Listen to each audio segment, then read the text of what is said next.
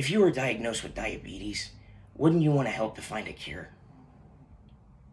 For people who are suffering from diabetes, that answer is a resounding yes. All over this world, there are millions and millions of people who are suffering from diabetes. According to diabetes.co.uk, a woman by the name of Gillian Peace was diagnosed with diabetes right before she got pregnant. This is the last thing that a pregnant woman needed. She experienced something really, really horrible called the dark phenomenon. The dark phenomenon is when her blood sugars be raised to dangerous levels every morning after she gave birth, and she almost died from this.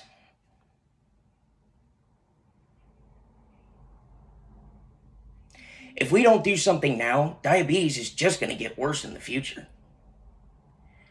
According to the Juvenile Diabetes Research Foundation's website, by 2050, there'll be more than 5 million Americans who will be diagnosed with type 1 diabetes, and 600,000 of those 5 million will be kids under the age of 18. Please help me save these kids from this fate. Diabetes is not going to come along in a convenient time. It'll blindside you every single time. According to diabetesbooks.com, a diabetes doctor and patient by the name of Robert M. Bernstein wrote in his book, My Life with Diabetes, 69 Years and Counting. Still, even today, the parents of a type 1 diabetic have to live with the same fear that my parents live with, that one day something would go disastrously wrong and they would discover their child comatose or worse. These families do not deserve this treatment. If you think you and your family are safe from diabetes, think again. I'm sure you and your family have some small addictions to sweets. I mean, come on, we all do. But if you and your family do not knock off the sweets, you could be diagnosed with diabetes just like everyone that I have mentioned today.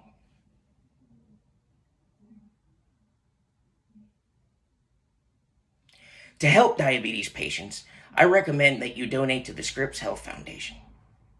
To donate, first, go to giving.scripps.org. Once you go there, click on the Give Today button. After you're taken to the next page, click the Please Select One tab. Scroll down until you find the Scripps Clinical Research and Innovation Fund. After that, go down to the amount of money you want to donate. I recommend an annual donation of $50 a month because even that little amount could be the difference between a diabetic getting their treatment or dying.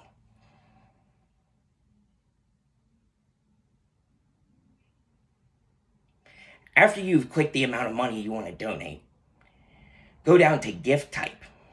Select the annual gift type option and then set the days that you want the donations to start and the day you want it to end. Finally, enter your payment information. After you do that, the donations will come out on the day you want them to start, and they'll stop on the day you want them to stop. How do I know that donating to the Scripps Health Foundation works? According to Scripps.org, a woman by the name of Christy Castillo was diagnosed with diabetes at the age of 14. She was just a child. She wanted to run a marathon, but she couldn't because of her diabetes. But thankfully, due to the Scripps Health Foundation donations, she was able to get a hybrid closed-loop insulin pump. It was very mobile, and she was able to run and win the marathon because of this machine.